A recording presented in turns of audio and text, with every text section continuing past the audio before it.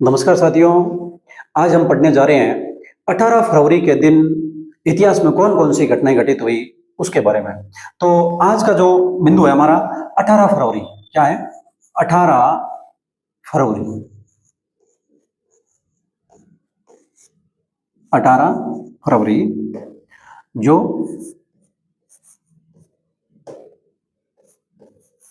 Daily history dose है,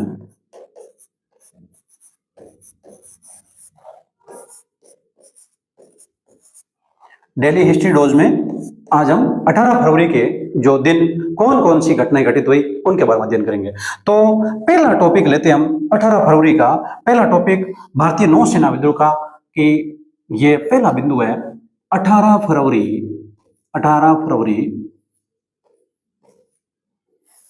1946। आज के दिन घटना घटित हुई 18 फरवरी को भारतीय नौसेना विद्रोह की शुरुआत हुई। देखिए, भारतीय नौसेना विद्रोह क्या है, किस प्रकार हुआ, कहां हुआ? मुंबई में 18 फरवरी 1946 को कुछ भारतीय नौसैनिकों ने इसलिए विद्रोह कर दिया क्योंकि उनको समय पर खाना और अच्छा खाना नहीं दिया जा रहा था। यानी कहने का मतलब है, इनको खाना अच्छा नहीं मिलने के कारण इन लोगों ने क्या कर दिया? हड़ताल कर दी। तलवार नामक एक जहाज था, उससे ब्रिटिश जो ध्वज है उसको उखाड़ दिया और वहां पर भारतीय ध्वज लगा दिया। इस स्थिति में हम देखें कि एक नौसेना, यह ब्रिटिश सरकार की एक रीढ़ की हड्डी थी। आप अच्छी तरह समझते हैं भी, भारतीय कोई भी है, ब्रिटिश जाएगा, ब्रिटेन के लोग यहाँ आएंगे तो वो क्या साधन क्या था उनके पास में? तो एक ही था, जहाज के जरिए। और जहाज, इसका मतलब नौसेना। तो नौसेना यदि ब्रिटिश सरकार की खत्म कर दी जाए तो उसका जो ये भारत उपनिवेश है ये स्वतः ही बंद हो जाएगा। लेकिन इस समय आप ये समझ रहे होंगे कि 15 अगस्त 1947 को भारत आजाद हुआ था। इसे ठीक थोड़ा पहले की बात है। तो भारतीयों को आजादी की जो ऐसे भी अवसर दिखाई दे रहे थे कि हम आजाद हो जाएंगे, और ऐसी स्थिति में एक भारतीय नौसेना द्वारा विद्रोह कर देना भारतीयों जो बड़े बड़े नेता थे उनको अच्छा नहीं लगा। उन्होंने बोला, सरदार वल्लभ भाई पटेल, मोहम्मद अली जिन्ना, ये सब गए वहां पर, और उन्होंने जाके इन विद्रोहियों को कहा कि अरे बाबलों, आप अब क्यों ये विद्रोह कर रहे हैं? अब तो भारत आजादी की ओर है, हमें खुशियां मनानी चाहिए। और इसी कारण ये विद्रोह बाद में उन्होंने समझा बुझाकर शांत किया। तो देखेंगे, हम पढ़ेंगे, आपको जो बताएंगे कि किस प्रकार भारतीय नौसेना विद्रोह हुआ। तो 18 फरवरी के दिन 1946 को इस दिन भारतीय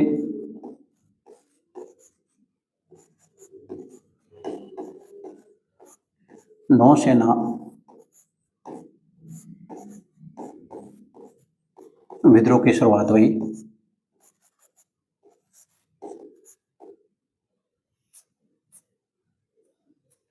नौसेना विद्रोह की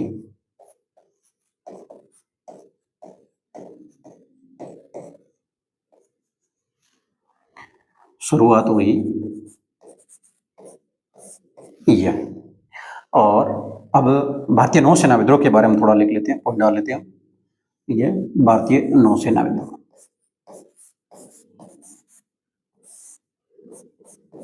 भारतीय नौसेना विद्रोह।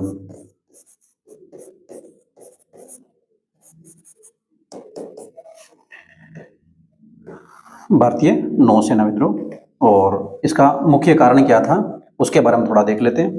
तो पहला बिंदु रख लेते हैं, कारण।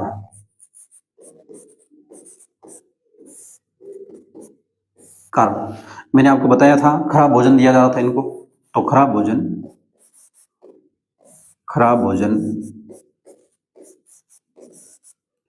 एवं नस्ल भेदी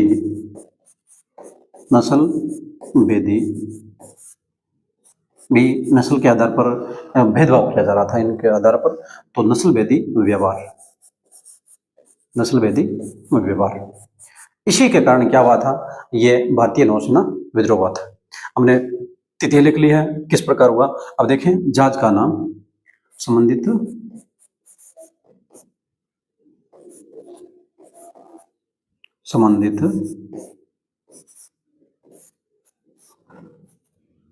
जहाज का नाम जहाज का नाम, जहाज का नाम था HMIS तलवार। क्या नाम था? यानी कहने का मतलब तलवार नामक जहाज था। अब जहाज ही तलवार नामक है तो युद्ध तो करेगा ही। हाँ, तो ये विद्रोह कर दिया इन लोगों ने। और दूसरी ओर बात देखें तो इनका प्रभाव क्या होगा उसके बारे में थोड़ा देख लेते हैं। मैंने आपको बताया कि यदि एक भारतीय जो नौसेना विद्रोह कर रही है और नौसेना ब्रिटिश सरकार की एक रीढ़ की हड्डी हो तो अंग्रेज जरूर डर जाएंगे, अंग्रेजी राज की नींव हिल जाएंगी। वे सोचेंगे कि क्या होने जा रहा है भारत में, और वो डर जाएंगे। और इस कारण डर के बाद उसने उन लोगों ने क्या किया उसका पता थोड़ा आजादी की बात चलता है हमें, जिसमें कलमी इटली भारत आई। याद रखना आप कि जिस समय भारत आजादी की ओर था उस समय ब्रिटेन में लेबर पार्टी की सरकार थी और वहां क्लीमेंट एटली प्रधानमंत्री थे। आजादी के बाद क्लीमेंट एटली 1956 में अक्टूबर के महीने में यहाँ भारत आते हैं और कलकत्ता के जज से मिलते हैं। वहां एक प्रेस वार्ता में ये बताते हैं कि ये जो भारतीय नौसेना विद्रोह है ये जब भारत में हुआ उस समय ऐसा लगा हमें कि अब ब्रिटिश सरकार है इसका या भारत में शासन ज्यादा समय तक टिकने वाला नहीं है, और इसी बदौलत हमने भारत को एक आजाद करने की घोषणा करी थी। ये बात क्लेमेंट एटली ने कहा। कब कहा? अक्टूबर 1956 में, जिस समय वो भारत आई। उस समय वो प्रधानमंत्री की पोस्ट पर नहीं थे, उस समय की बात है। तो थोड़ा लिख लेते हैं उससे संबंधित। तो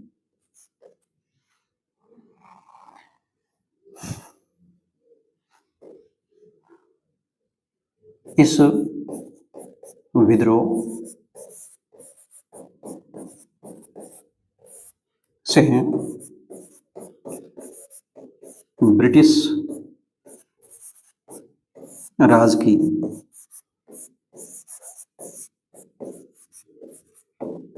जड़ें हिल गई।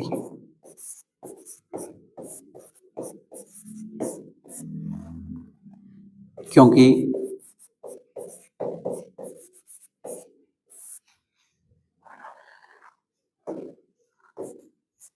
तत्कालीन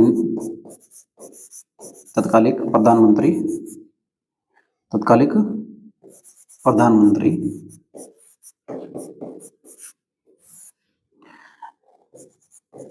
क्लेमेंट एटली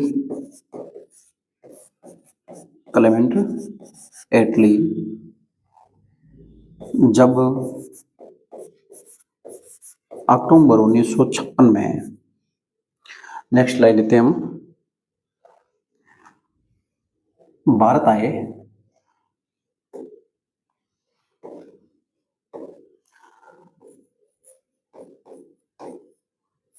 आए तब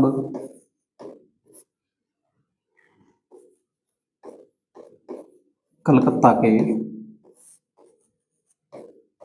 न्यायाधीश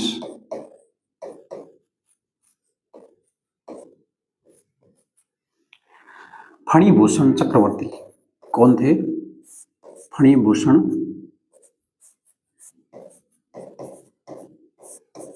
चक्रवर्ती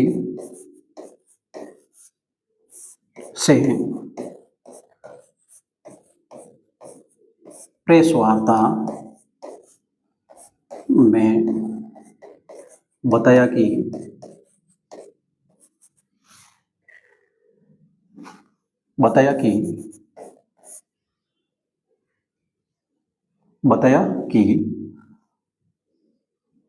भारतीय नौसेना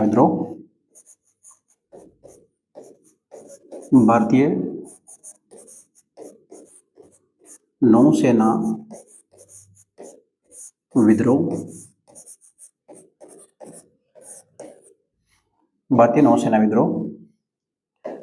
के कारण हमें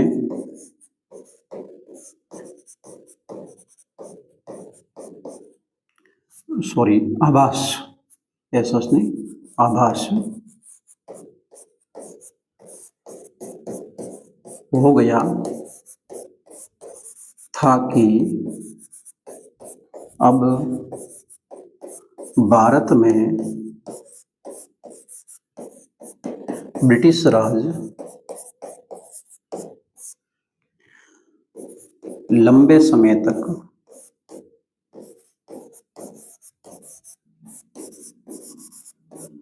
टिकने वाला नहीं है, टिकने वाला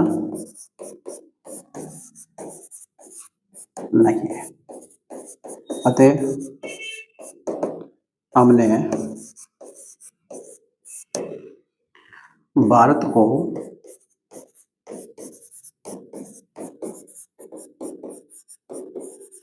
आजाद करने की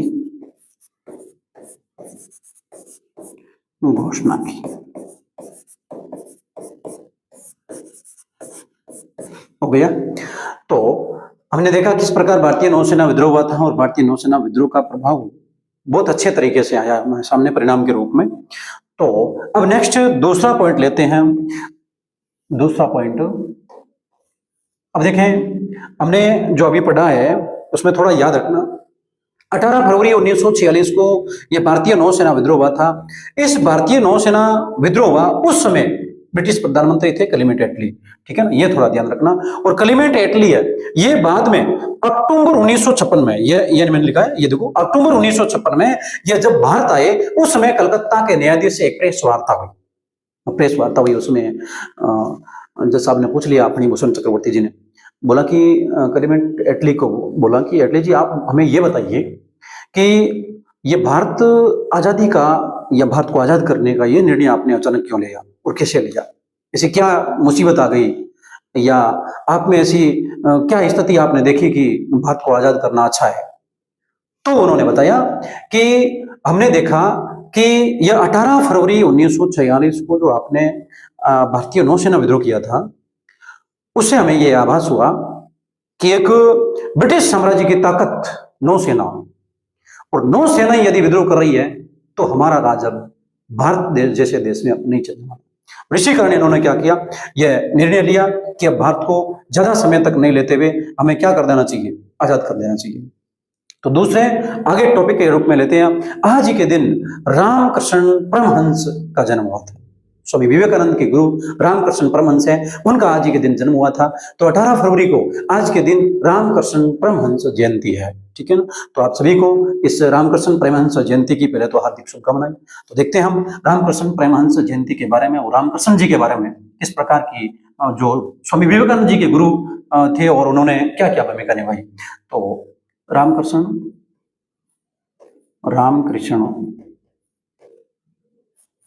परमहंस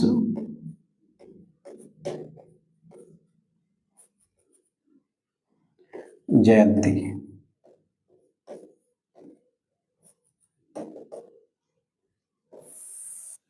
और कब की बात है, 18 फरवरी है, 18 फरवरी। तो पहले तो ऐसा देख लेते हैं कि रामकृष्ण परमहंस का जन्म कब हुआ। तो रामकृष्ण परमहंस का जन्म 18 फरवरी के दिन ही हुआ। इस दिन अर्थात 18 फरवरी 1836 रामकृष्ण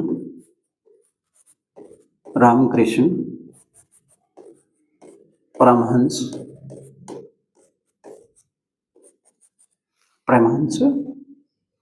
का जन्म हुआ। तो रामकृष्ण परमहंस का जन्म कब हुआ, 18 फरवरी 1836 को हुआ था, और यह बंगाल में हुआ था, कामारपुकुर गांव में, ठीक है ना। तो स्थान भी लिख लेते हैं, और जो स्थान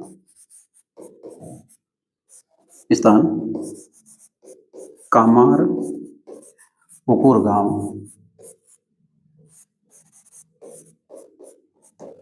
बंगाल में कामारपुकुर नाम का गांव है। वहाँ रामकृष्ण परमहंस जैसी प्रतिभा जन्मी है। और हम देखें इसके बाद में आगे देखते हैं, ये विवेकानंद के गुरु थे। यह है, सॉरी एक मिनट, एक छोटा बिंदु इन्हीं से संबंधित लेते हैं, फिर इनका बचपन का नाम ले लेते हैं। इनके बचपन का नाम क्या नाम था, गदाधर है। बचपन का नाम गदाधर गदाधर चट्टोपाध्याय चट्टोपाध्याय गदाधर चट्टोपाध्याय था, यह इनके बचपन का नाम था। और अब लिखते हैं हम यह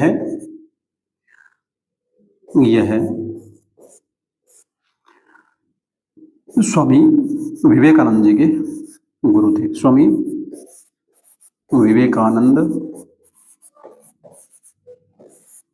जी के गुरु थे। और आपको पता होगा कि 1897 में स्वामी विवेकानंद जी ने अपने गुरु के नाम से रामकृष्ण मिशन की स्थापना की थी। तो उसके बारे में थोड़ा नोट लगा के लिख लेते हैं हम। नोट,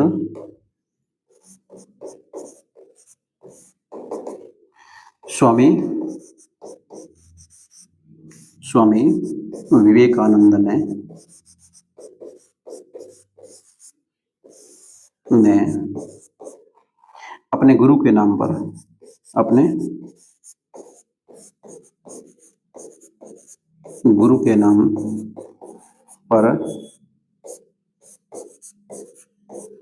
मई 1897 में मई 1897 में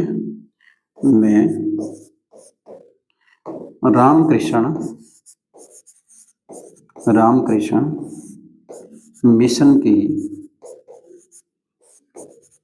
मिशन एक मिनट, रामकृष्ण मिशन की स्थापना की। ये तो आपने देखा रामकृष्ण परमहंस का जन्म 18 फरवरी के दिन हुआ था 1836 में, और इनका जन्म कामारपुकुर गांव बंगाल में हुआ था। और इनके बचपन का नाम गदाधर चट्टोपाध्याय था। और इनके स्वामी विवेकानंद हैं, उनके ये गुरु थे। और स्वामी विवेकानंद ने इन्हीं के नाम पर जो रामकृष्ण मिशन की 1 मई 1897 को स्थापना की थी। तो अब इसके बाद में आगे देखते हैं जो नेक्स्ट टॉपिक के रूप में जो थर्ड पॉइंट लेते हैं। और इसमें आज ही के दिन 18 फरवरी को प्लूटो ग्रह की खोज हुई थी। अब ये खगोलीय घटना है। ऐसा समझ लो कि खगोल विज्ञान में एक बड़ी अच्छी हम देखें उपलब्धि रही है कि प्लूटो ग्रह की खोज कर लिया। प्लूटो ग्रह की खोज। अब आप कहेंगे प्लूटो तो बोना ग्रह है। देखें, हम पढ़ेंगे प्लूटो को किस प्रकार बोना ग्रह घोषित किया गया है, कब किया गया प्लूटो ग्रह की खोज। और ये कब हुई? 18 फरवरी 1930 को। तो 18 फरवरी 1930 को प्लूटो ग्रह की खोज हुई।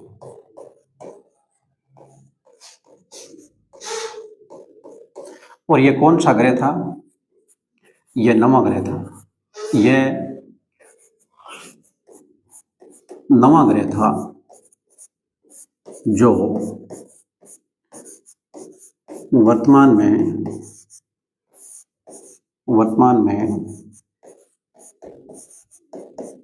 बोना ग्रह की श्रेणी में है। कौन से ग्रह की श्रेणी में है? बोना ग्रह की श्रेणी में है। अब मेरे कहने का मतलब यह है कि आप नवा ग्रह देख के आप ऐसा लिख देंगे कि अब ग्रहों की संख्या 9 है, तो ये बोना ग्रह की संख्या में है, तो आप ग्रहों की संख्या 8 ही रखें, अच्छा होगा। तो ये 9वां ग्रह जो वर्तमान में बोना ग्रह की श्रेणी में है,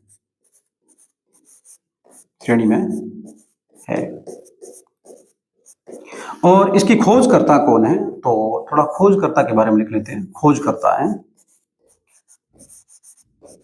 भी इस प्लूटो ग्रह की खोज किसने की? तो नाम है क्लाइड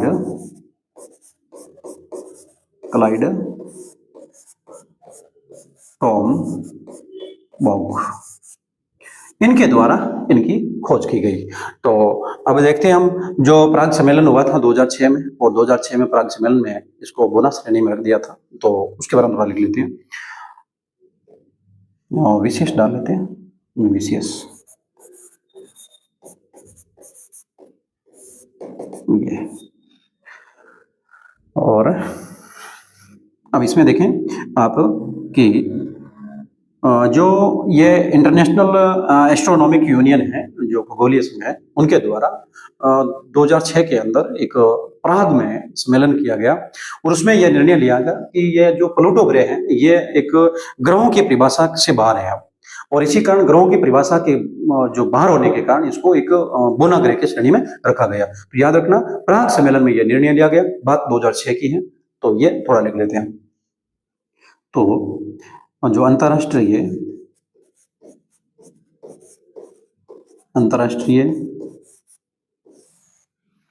खगोलीय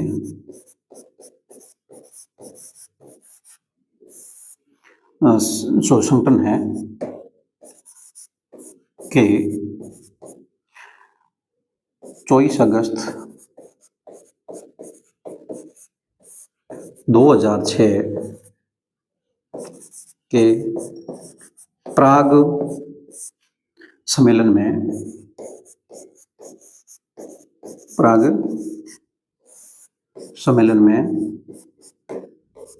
इस ग्रह को बोना ग्रह, एक मिनट तो पूरी लाइन लिख लेते हैं।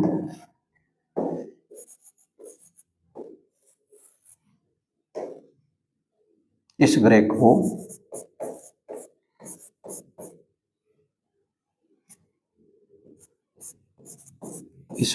को ग्रहों की परिभाषा श्रेणी में शामिल नहीं होने के कारण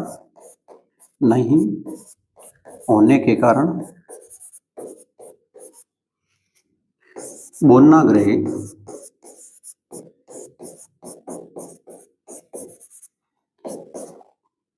की या बोना ग्रह का दर्जा दिया गया, ऐसा लिख लेते हैं। बोना ग्रह की श्रेणी में रखा गया है। ये था भाई प्लूटो है। अब होगा यूं भी, प्लूटो ग्रह अपने आप जो गति कर रहा था और जैसे ही इसको ऐसे पता चला प्लूटो ग्रह को कि 18 फरवरी 1930 को हमारी खोज कर ली गई, दुनिया को पता चल गया कि हम एक प्लूटो नाम से ग्रह है। अब वह यूं उसके बाद में कुछ दिन बीतने के बाद में, यानी वर्ष बीते हैं कुछ, देखें यहाँ लगभग जो 70-75 साल बीत गए हैं। ये 1930 से वापस ये 2006 तक निर्णय लिया तो 75 साल हो गए। अब 75 साल बाद में हुआ यूं कि जो एक अंतर्राष्ट्रीय खगोलीय संघ 24 अगस्त 2006 को प्राग सम्मेलन होता है, जहाँ कुछ लोग इकट्ठे होते हैं और कुछ लोग इकट्ठे होकर क्या करते हैं, बोलते हैं इस प्लूटो को ग्रहों की परिभाषा से बाहर करो और इसको एक बोना ग्रह जो घोषित कर दो। लेकिन प्लूटो को कोई फर्क नहीं पड़ा, कहने का मतलब समझे आप, यदि आप कोई कार्य कर रहे हैं और यदि कोई दूसरा व्यक्ति आपके संबंध में कोई निर्णय ले रहा है तो उससे ज्यादा आप विचलित मत होइए, आप अपना कार्य करते रहिए जिस प्रकार प्लूटो ग्रह कर रहा है। तो नेक्स्ट इसके बाद में देखते हैं, प्लूटो ग्रह के बाद में आज ही के दिन चैतन्य महाप्रभु हैं, इनका जन्म हुआ था। तो चैतन्य महाप्रभु जयंती है, तो चैतन्य महाप्रभु जी की जो जयंती है उनकी भी आप सभी को हार्दिक शुभकामनाएं। तो लिख लेते हैं हम ये जो तीसरा टॉपिक है, ये देखते हैं, चौथा टॉपिक है चैतन्य महाप्रभु निमाई है, इनके बचपन का नाम निमाई था, चैतन्य महाप्रभु। इनका जन्म भी 18 फरवरी को हुआ है, तो नदिया बंगाल में हुआ। इनका जन्म नदिया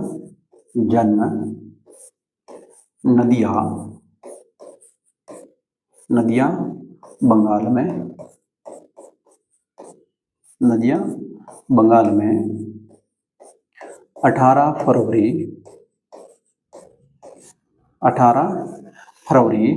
1486 को हुआ। कब हुआ? 18 फरवरी 1486 को नदिया बंगाल में चैतन्य महाप्रभु का जन्म हुआ। ये गौड़ीय संप्रदाय के प्रवर्तक माने जाते हैं और इनके बचपन का नाम निमाई है। तो इनके बचपन का नाम निमाई है।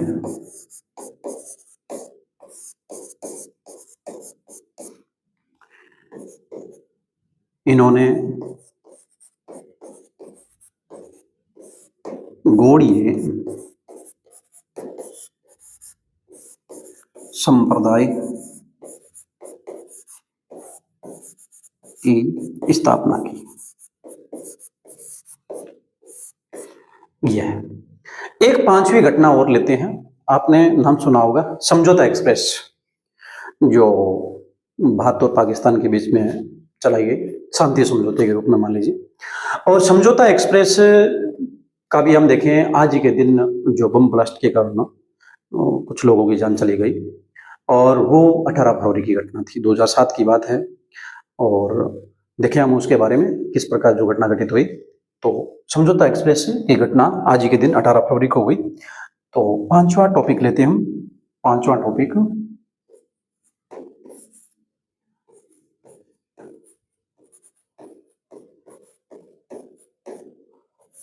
समझौता एक्सप्रेस।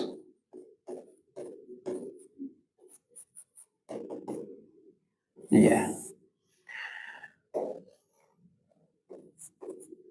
18 फरवरी 2007 को 18 फरवरी 2007 को समझौता एक्सप्रेस की जो घटना होती है, इसमें हम देखें जो दीवाना रेलवे स्टेशन था, तो पानीपत के पास में था। पानीपत हरियाणा के पास, पानीपत हरियाणा के पास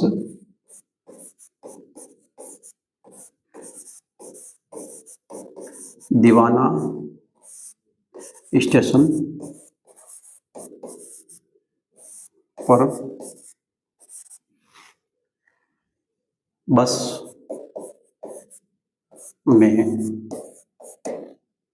2 बम ब्लास्ट हुए थे। 2 बम ब्लास्ट होने से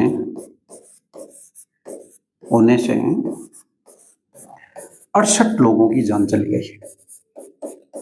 68 लोगों की जान गई।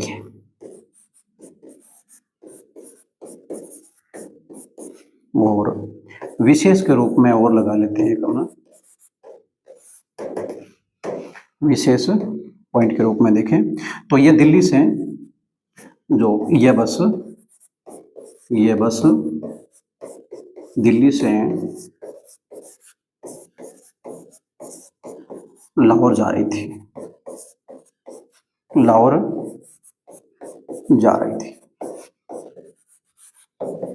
तो आज हमने क्या पढ़ा, उन्हें थोड़ा पढ़ लेते हैं, रिवीजन के रूप में करते हैं। हम देखें ये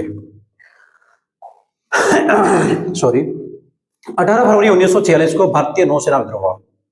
मैंने आपको अच्छी तरह समझा दिया कि किस प्रकार भारतीय नौसेना विद्रोह हुआ। खराब भोजन और नस्लीय जो भेदभाव है उनके आधार पर हम देखें, ये जो 18 फरवरी 1946 को ये विद्रोह हुआ था।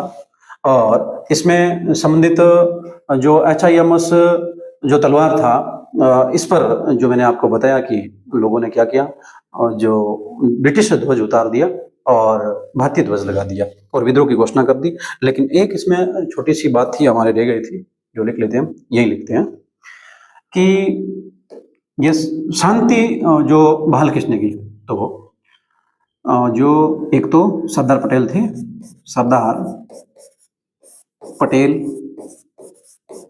एवं जिन्ना ने इन लोगों को, इन विद्रोहियों को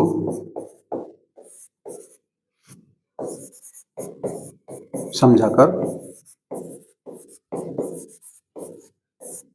शांत किया। मैंने आपको बताया कि जिन्ना और पटेल जी गए थे, बोला था कि बाबलों अब क्यों आप इस प्रकार विद्रोह कर रहे हो, बात आजादी की ओर है, खुशियां मनानी चाहिए। तो ऐसा करके इन्होंने जो शांत कर दिया। और जिसमें हम देखें अब ये जो बात है, मैंने आपको बताया कि ये भारतीय नौसेना विद्रोह है, ये एक बड़े स्तर पर जो एक ब्रिटिश राज की नींव हिला दी गई इनके द्वारा। तो उसमें देखें फणिभूषण चक्रवर्ती से प्रेस वार्ता चल रही थी किनकी, जो क्लेमेंट एटली की। और उस प्रेस वार्ता में हमें यह पता चला कि इन लोगों को यह आभास हो गया था कि भारत में हमारा जो शासन करना अब नामुमकिन नहीं है, यानी भाई इसकी जड़ें हिल गई। और इधर रामकृष्ण परमहंस जयंती है 18 फरवरी को। आज ही के दिन रामकृष्ण परमहंस का जन्म 18 फरवरी 1836 को हुआ था। और गांव कौन सा, कामारपुकुर गांव, बंगाल में। और इनके बचपन का नाम गदाधर चट्टोपाध्याय था और स्वामी विवेकानंद जी के ये गुरु थे। और स्वामी विवेकानंद जी ने जो 1 मई 1897 को रामकृष्ण मिशन की स्थापना की थी। नेक्स्ट, उसके बाद में प्लूटो ग्रह की खोज, मैंने आपको बताया 18 फरवरी 1930 को प्लूटो ग्रह की खोज होती है। और उसको हम देखें 24 अगस्त 2006 को प्राग सम्मेलन में क्या कर देते हैं, अंतरराष्ट्रीय खगोलीय संघ के जो सदस्य हैं ये लोग इसको एक परिभाषा के अंदर, ग्रहों की परिभाषा के अंदर नहीं आने के कारण इसको बोना ग्रह का दर्जा देते हैं, बोना ग्रह की श्रेणी में रख देते हैं। नेक्स्ट, चैतन्य महाप्रभु का जन्म भी आज ही के दिन हुआ, जो नदिया बंगाल में 18 फरवरी और 1486 को हुआ है। इनके बचपन का नाम निमाई था। क्या था, निमाई। और इन्होंने गौड़ीय संप्रदाय की स्थापना की थी। अब नेक्स्ट देखते हैं, समझौता एक्सप्रेस की बात की 18 फरवरी 2007 को। कब, 2007 को पानीपत हरियाणा के पास दीवाना स्टेशन पर बम धमाका हुआ, 2 बम ब्लास्ट हुए और इसमें 68 लोगों की जान चली गई। और यह बस दिल्ली से लाहौर की ओर जा रही थी। एक छोटा सा टॉपिक और रह गया, देखें छठा बिंदु के रूप में हम एक ताज महोत्सव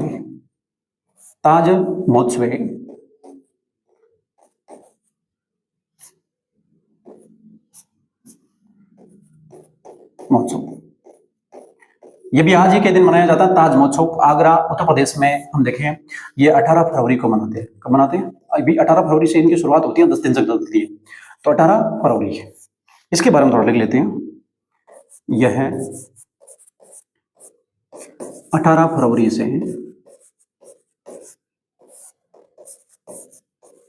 शुरू होकर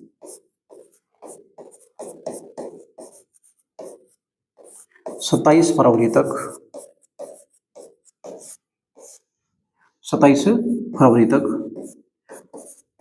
10 दिन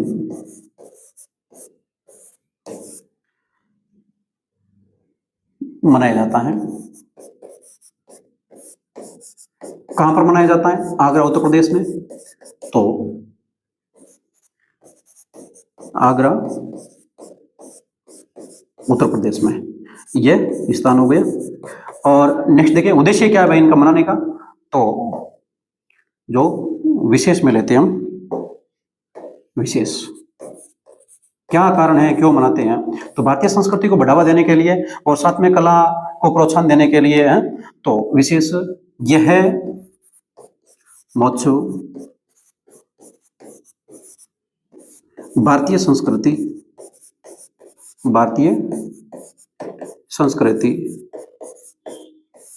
कला, साहित्य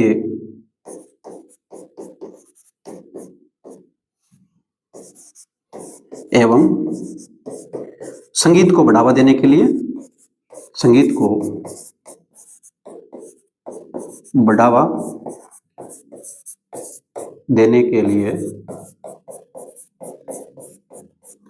मनाया जाता है।